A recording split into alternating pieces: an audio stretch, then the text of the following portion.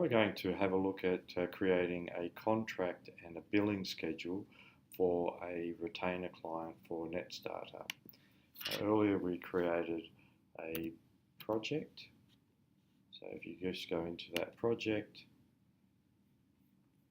and we recommend you do it this way. You go to the client and the related action of the client, and that way you know you've got the right client ID, is you go to the customer contract and create a related customer contract. It will default in the company and obviously the customer name. The contract type is always going to be Salmat contract.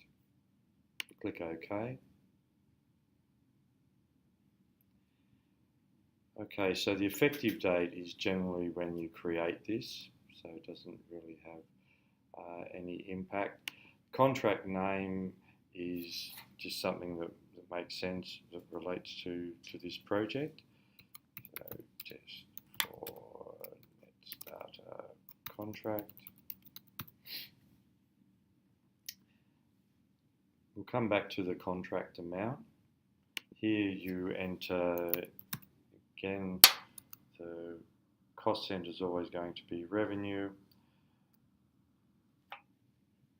You click down to the regions, always in most cases going to be New South Wales. Product, e-commerce, Magento. It should default in the stream for digital, and direct as the sales channel.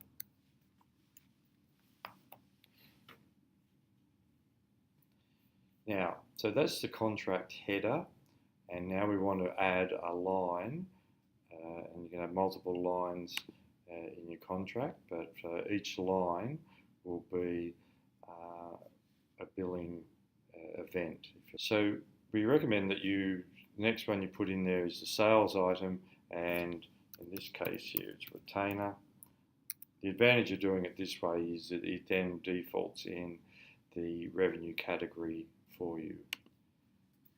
The line type in most cases will always be fixed fee project. Now, line item description, this is what will actually appear on the invoice. So this can be a detailed description, so something that will make sense to the client.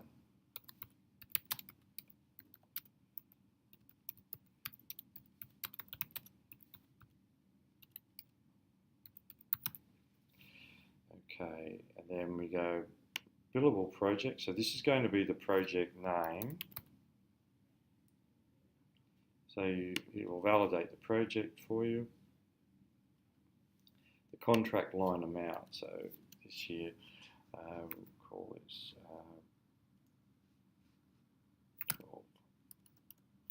1200. Now it's important that this is the whole contract. So if it's a retainer for 12 months, at $100 a month, the contract line total here will be $1,200. We suggest that you tick renewable, and that will allow you, if the contract rolls over, for you to be able to generate the next lot of billing.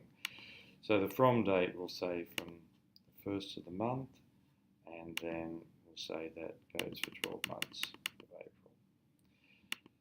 The invoice line memo is like a summary line. It appears on the invoice above the line item description. So you might just want to put the client name, retainer, or something like that.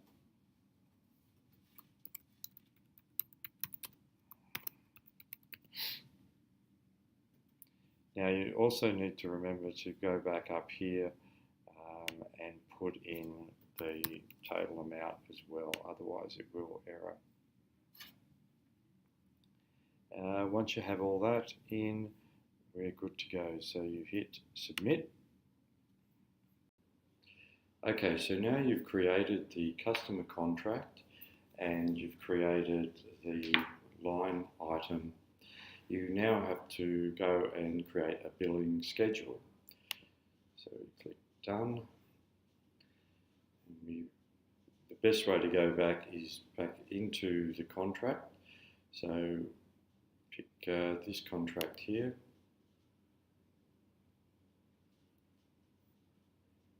and we go down and we pick the line item, and the related action of that line item here will be create a billing schedule. If there are other billing schedules on there, it'll have that one there, but here we actually want to create a new one.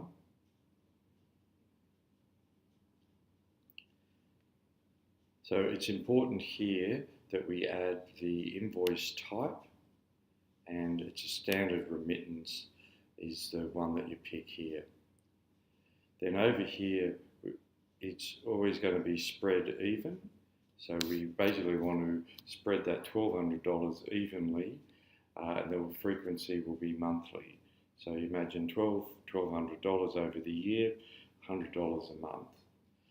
So the from date will be from the beginning of the first month that you want to bill from, and here we pick just a number of installments. So in this case here it's 12 installments, and we go save and continue.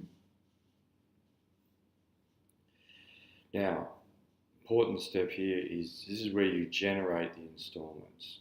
So we click on that. You'll see here now it's created 12 installments with the value of $100 each, and for each of the months in the period that we selected. So we set from 1st of May, and it'll go up to 12 months after that, which will be for the April period. So it ends on the 30th of April. So that all looks good, so we go OK. And you must then hit submit once you're happy with that. Click OK. And that's it. So we've created the contract, the line on the contract, the billing schedule, and yeah, so if you have any questions, please go see your finance representative. Thank you.